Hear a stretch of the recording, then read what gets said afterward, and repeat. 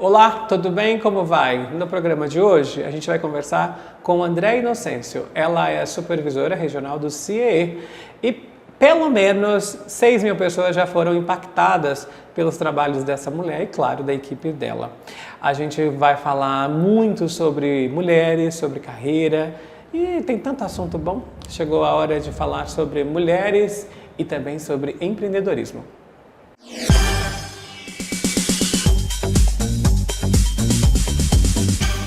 Olha, já está aqui comigo a Andréa Inocêncio, essa mulher que eu admiro. A Andréa tem um trabalho super importante na região.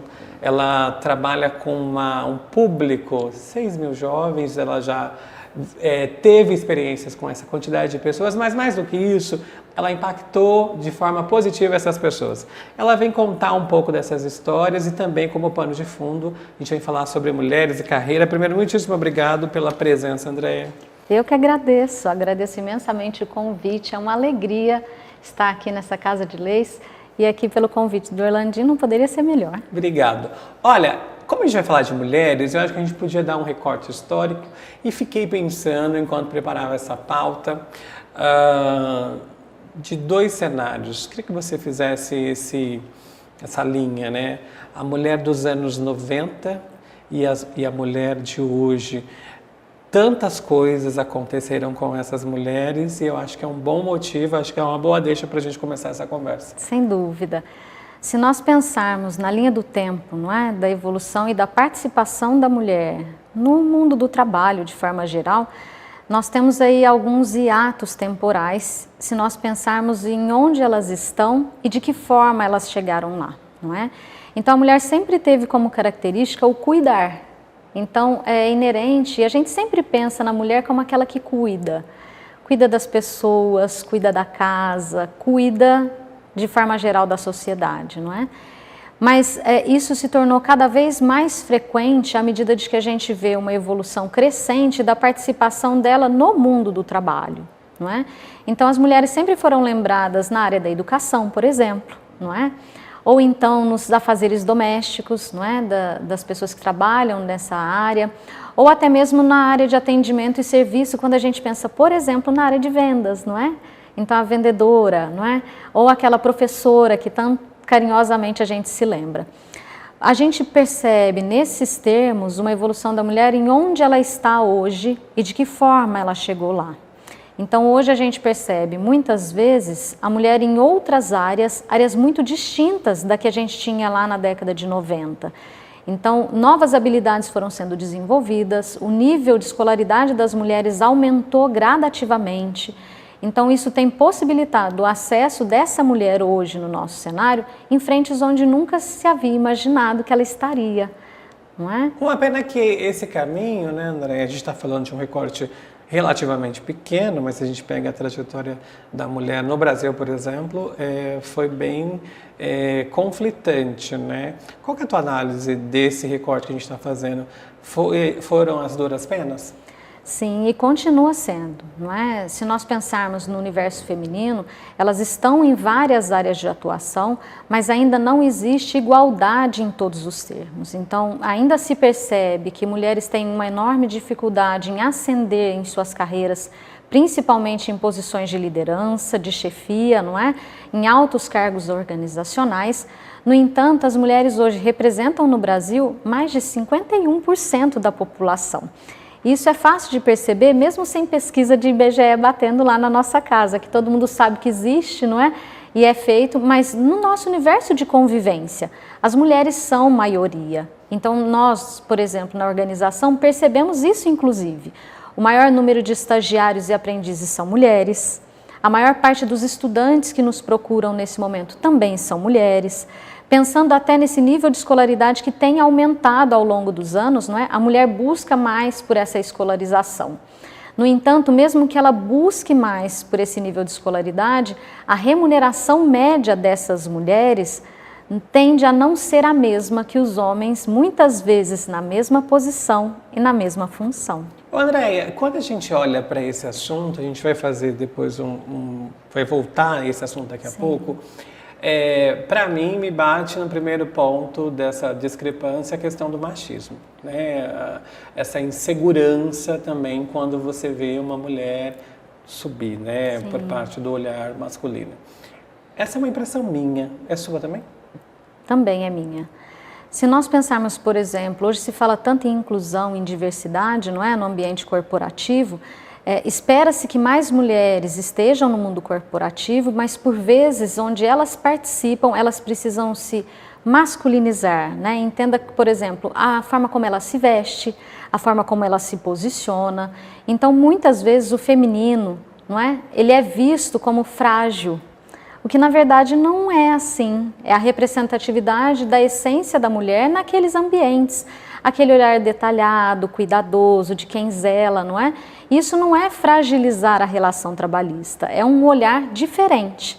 E pensando nessas diferenças, elas se completam, mas é preciso que se reconheça isso no dia a dia. Então, dar às mulheres voz, para que elas falem, se manifestem, sejam ouvidas.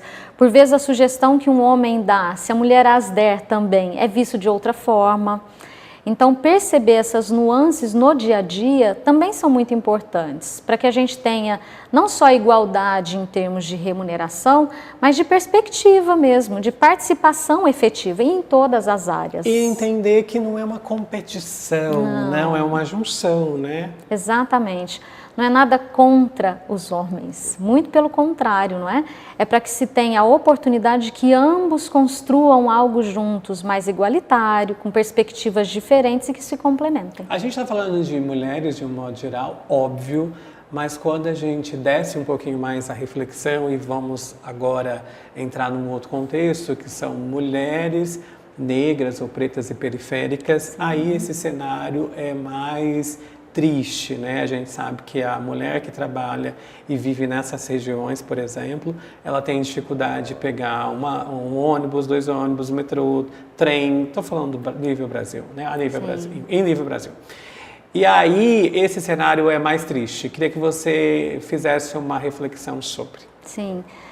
Se nós pensarmos, e as pessoas que nos ouvem, né, olharem ao seu redor e imaginarem de que quando a mulher é periférica, ela tem que ter acesso, por exemplo, à creche para os filhos, à escola, para que ela possa também ingressar nesse mundo do trabalho.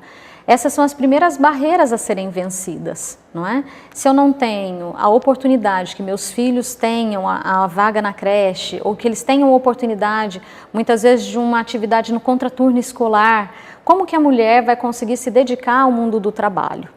Então, se espera que se produza muito no ambiente, mas não se proporciona condições para que isso aconteça.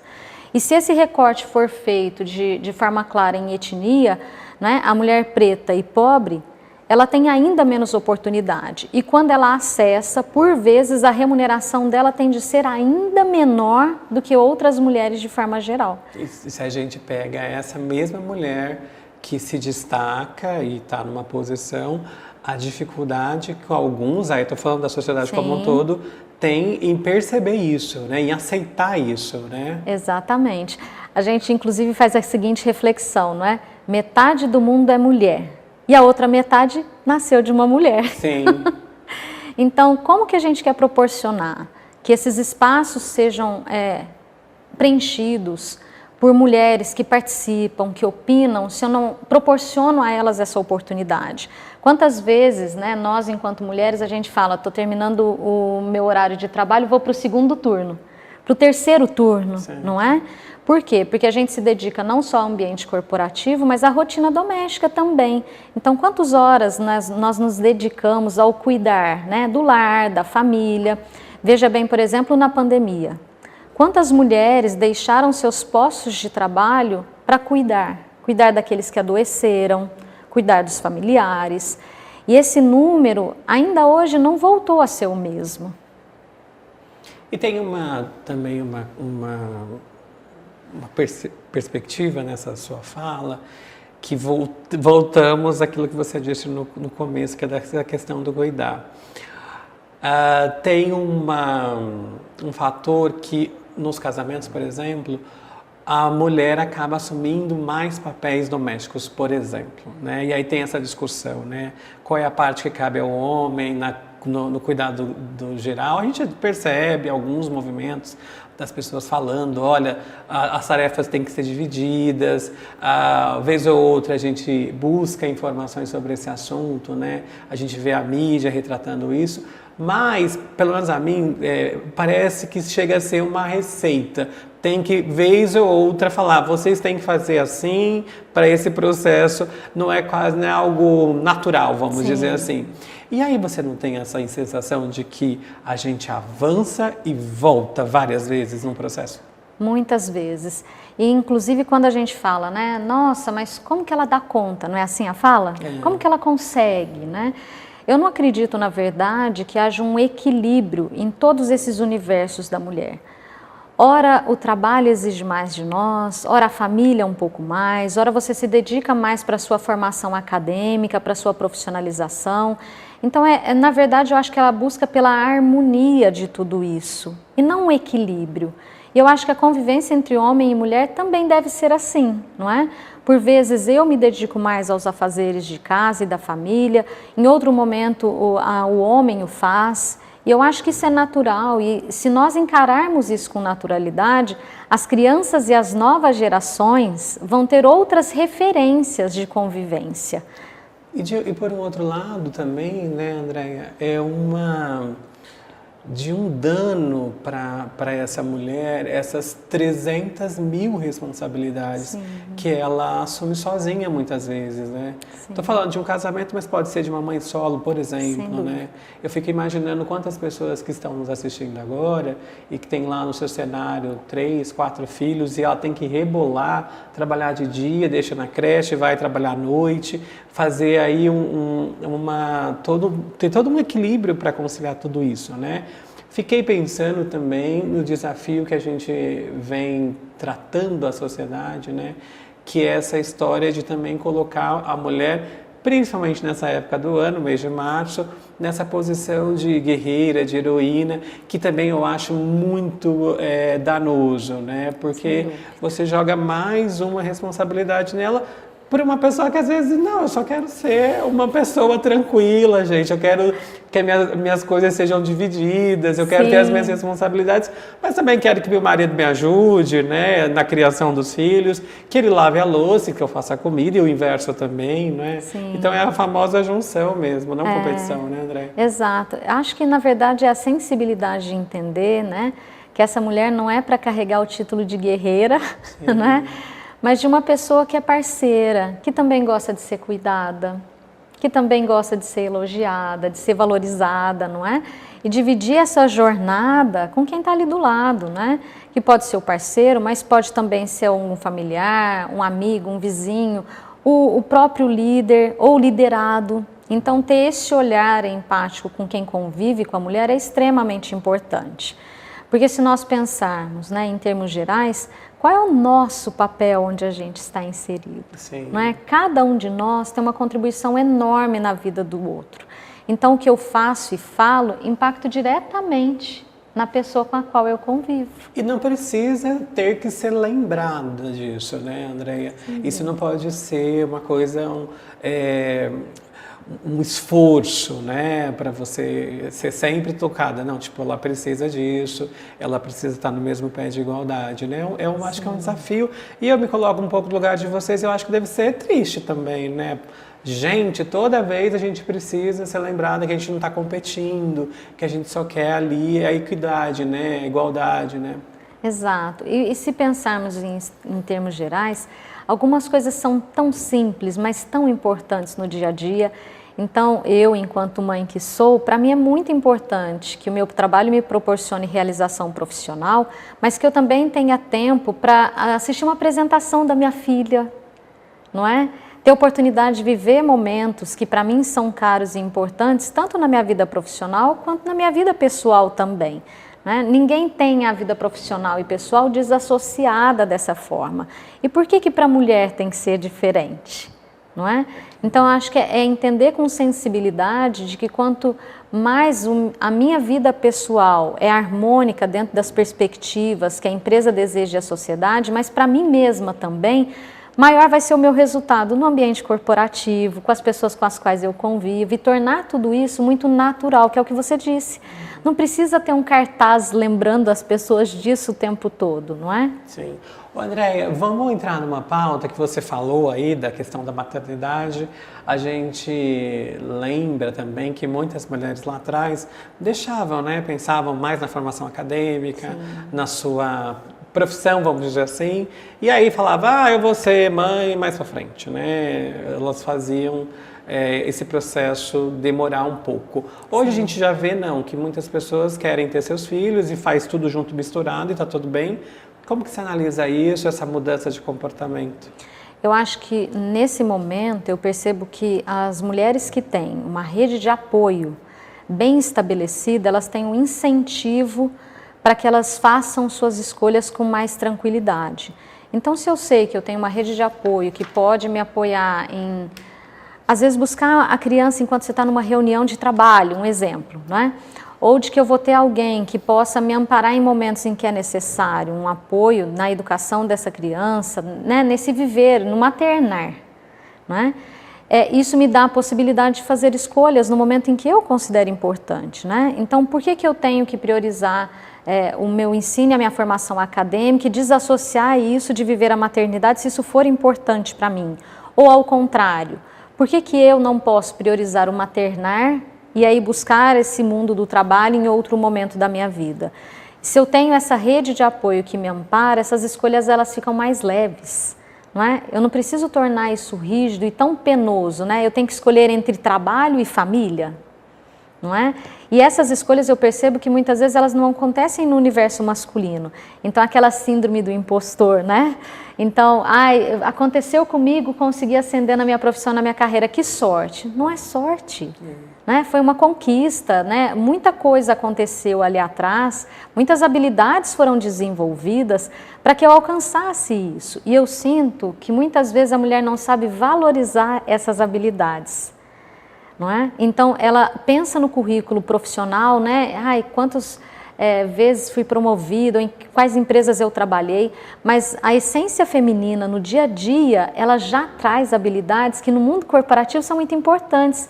Pensa em como a mulher que faz gestão de tempo em casa, com filho, criança e outras demandas, se ela traz isso para o mundo do trabalho, como que ela se comporta lidando com várias demandas e tarefas? Isso também acontece. E a gente estava falando até num outro momento, né, com um outro entrevistado, dessa questão do comportamento. Claro que era num outro âmbito, mais geral, né, mas se a gente pega esse recorte das mulheres, essa tal sensibilidade muda tudo, né, Andréia?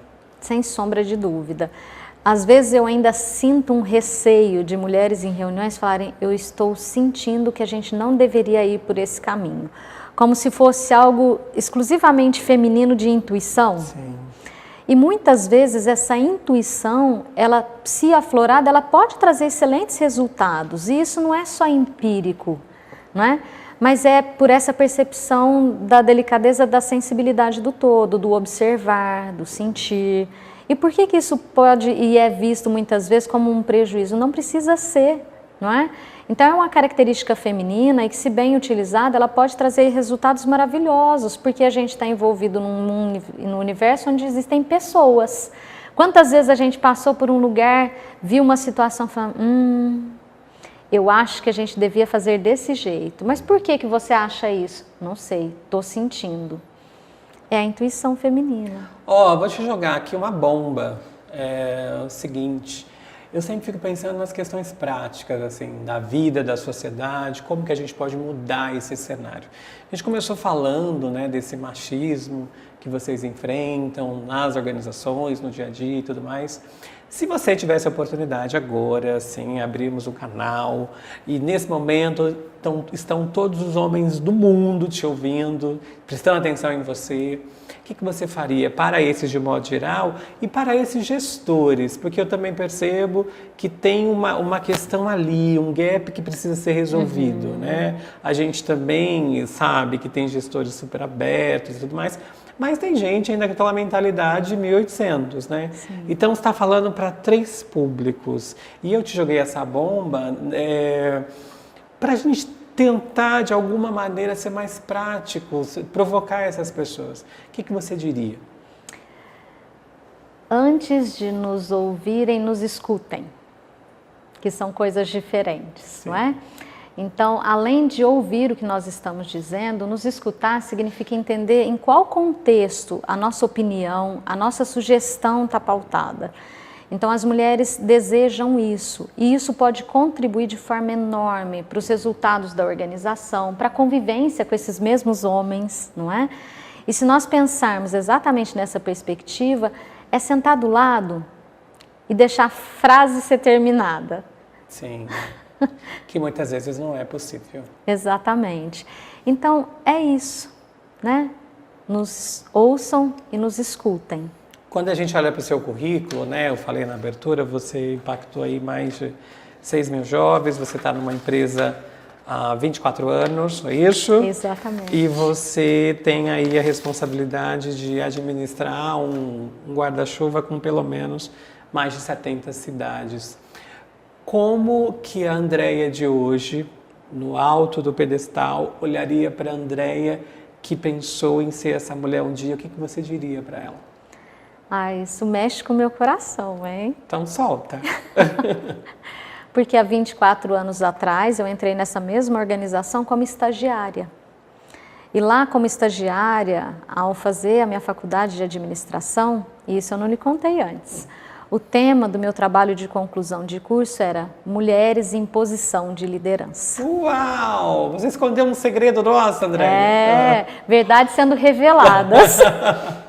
E lá atrás, quando eu me vi diante desse tema, era um anseio que já existia dentro de mim. Então, não só entrar no mundo corporativo, mas acreditar que mulheres em posição de liderança podem transformar organizações. É engraçado você comentar isso, porque há 24, nós estamos falando do início dos anos 2000, estávamos com uma preocupação de se o mundo iria acabar ou não. Verdade. Essas pautas ficaram super por escanteio, mas ainda assim a gente discutia sobre o papel da mulher dentro da sociedade, né?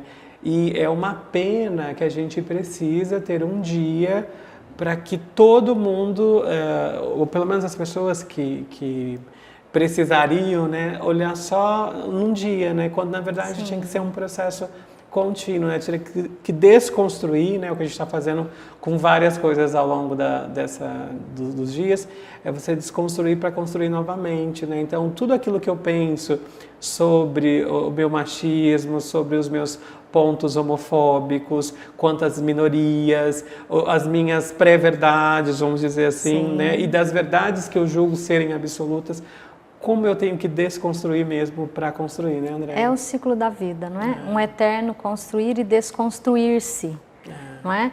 Para que a gente possa avançar juntos. A evolução do ser humano depende disso muitas vezes.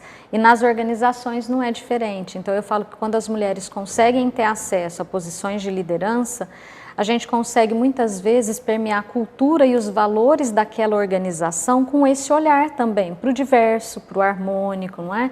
Mais equilibrado e mais leve também. E lembrar que também quando uma subiu, puxa a outra, né? Sim. Porque tem isso também, né? A gente passou aí um tempão onde as mulheres também, isso é uma impressão minha, viveu muito na competição, né? E eu acho que a gente tem que falar agora de sororidade, né? Uma puxa a outra, você sobe, traz a amiguinha, que traz a outra, que traz a outra. E se é desse jeito que a gente vai ter que construir a sociedade, vai ter que ser assim, né, André? Sim, sem dúvida. Esse é um dos nossos inegociáveis, mulheres. Isso. Abra espaço para que outras também acessem. Até porque quando você deixa o outro brilhar, você naturalmente brilha, não é isso? Sem dúvida. Você vai voltar aqui quando? Ai, sempre que me chamarem. Adorei estar aqui. Muito obrigado, viu? Eu que agradeço. É um prazer, uma honra e uma alegria estar aqui com vocês hoje. Ai, obrigado. Olha, Tem aqui as redes sociais do CIE e também da Andréa. Lá ela compartilha um pouco da vida dela. Leu o ano passado 17 livros, ela vai fazendo observações e eu vou curtindo todo, vendo tudo. Falando em mulheres, Andréa, eu vou pedir para você acompanhar aqui comigo, porque nós fizemos uma homenagem para as nossas mulheres aqui da Câmara. O nosso editor, James Mascarenha, fez um trabalho sensacional. Junto com a comunicação e com o RH, resultou num vídeo lindo. A gente vai ver a partir de agora.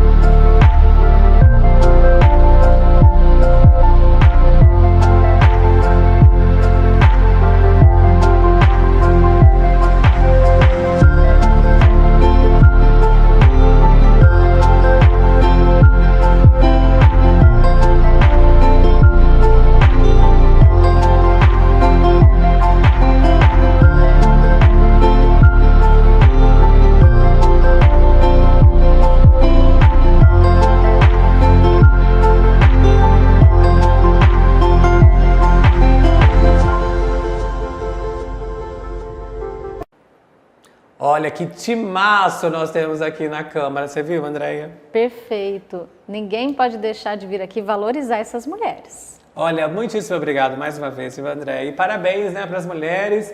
E lembrando que aqui, ó, vocês têm espaço aberto, voz e vez. E é isso, gente. Não precisa ser gay para ajudar um gay, para auxiliar um gay. Não precisa ser mulher para ajudar uma mulher. Não precisa fazer parte de uma minoria. A gente só quer ter uma sociedade cada vez melhor. E esses movimentos começam aqui. Eu fazendo um pouco por você, na rua, você fazendo por mim, a gente vai fazendo essa junção, né, Andréia? Todos juntos. Perfeito. Olha, você pode acompanhar as notícias da Câmara em todas essas redes sociais que estão aparecendo aqui embaixo. Lembrando que está aqui em andamento uma exposição com as obras do Tarley Lima. Essa exposição segue até o dia 22 de março e você está mais do que convidado para vir conferir. Muitíssimo obrigado de novo pelo carinho da audiência. A gente se vê no próximo programa. Um beijo, um queijo. Tchau.